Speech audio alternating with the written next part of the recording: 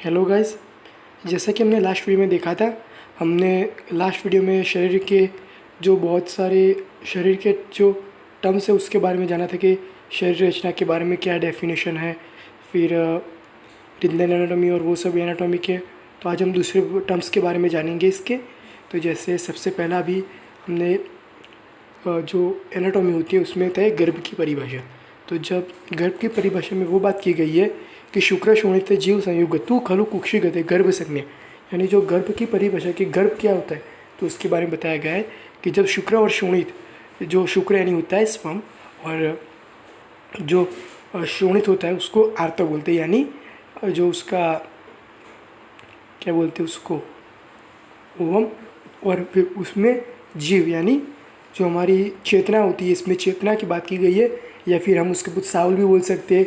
तो उसके साथ जब मिलन होता है संयोग, यानी उसमें उसका मिलन होता है यानी एडिशन होता है।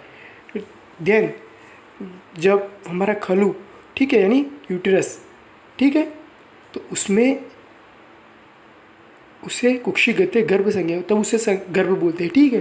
तब उसके बाद नेक्स्ट हमारी डेफिनेशन है शारीरिक की भाषा। हमने लास्ट में शारीरिक की भाषा देखी थी, अब ये शरीर की भाषा है। शुक्र शोणिता गर्भस्यात है, ये भी बहुत इम्पोर्टेंट है। जो मैं टिक कर रहा हूँ वो भी बहुत इंपॉर्टेंट है, ये वाला इंपॉर्टेंट है श्लोक। फिर ये वाला भी इम्पोर्टेंट है। फिर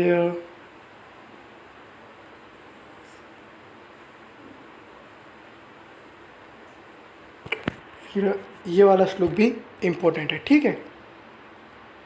तो अभी हम इम्पोर्टेंट श्लोक मैंने बता दिया, तो अभी हम आगे बात करते हैं इसकी।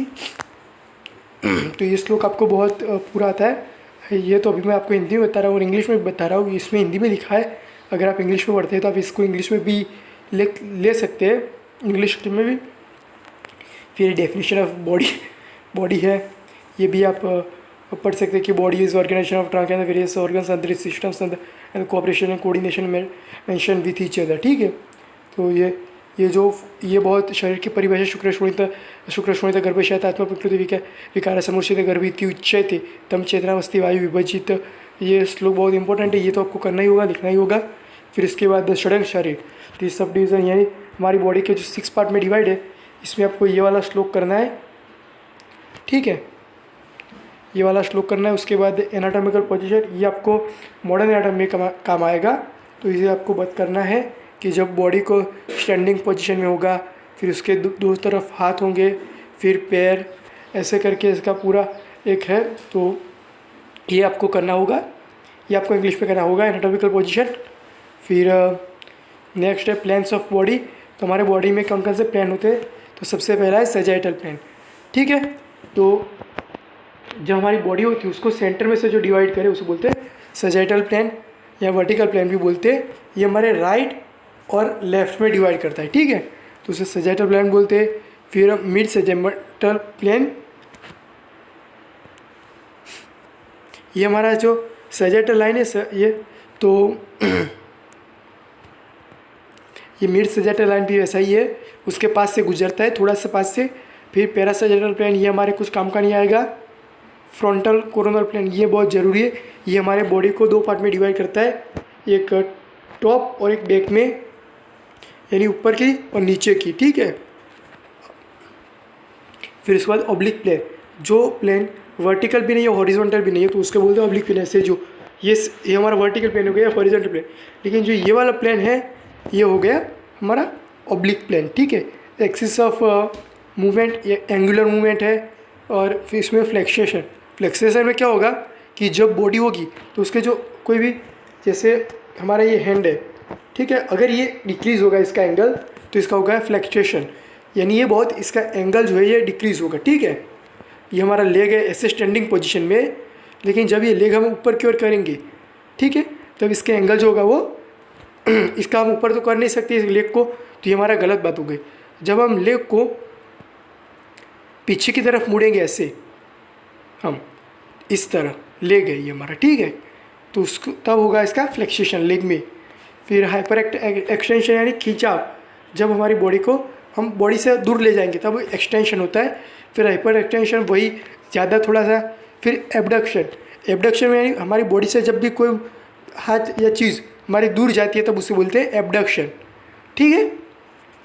और इसको एडिक्शन, ये एडक्शन और एबडक्शन में बहुत कन्फ्यूजन होता है। एडक्शन यानी जब हमारा मिड लाइन की तरफ, हमारी बॉडी की तरफ जब कोई पार्ट मूव करता है तो उसे बोलते हैं एडक्शन, ठीक है। अब एडिशन से, एडिशन में क्या होता है, जुड़ा होता है, तब बॉडी की तरफ किसी चीज़ का जुड़ा हो तब हम उसे एडिक्शन बोल सकते हैं, ठीक है। और वैसे हम एडक्शन के साथ उसको कंपेयर कर सकते हैं, ठीक है। नेक्स्ट हमारा है सरकमडेक्सिस। जब भी हम सर्कुलर मोशन करते हैं हमारी बॉडी में, सर्कुलर में जब भी, तब सरकमडेक्शन होता है। तो ये फ्लेक्सेशन एक्सटेंशन और उनका कॉम्बिनेशन है। फिर ये रोटेटरी मूवमेंट है, मीडियल रोटेशन, लेटरल प्रो, ये तो आप पढ़ लेना, वन लाइनर है।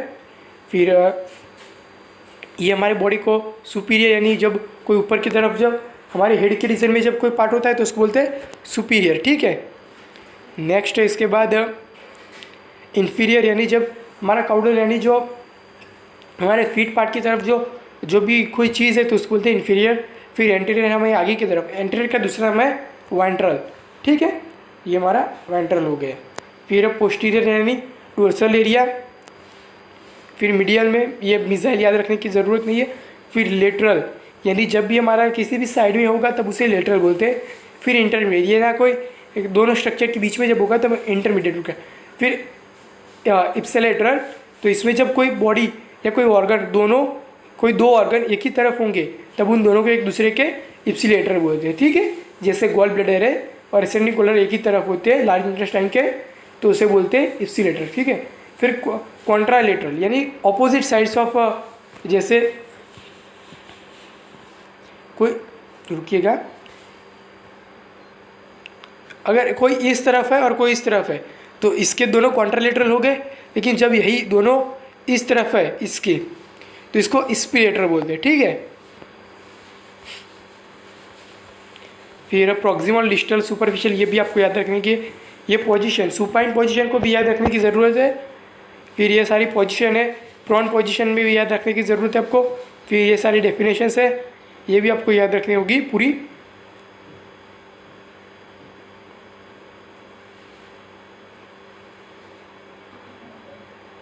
आप इसे पॉज करके पढ़ लेना,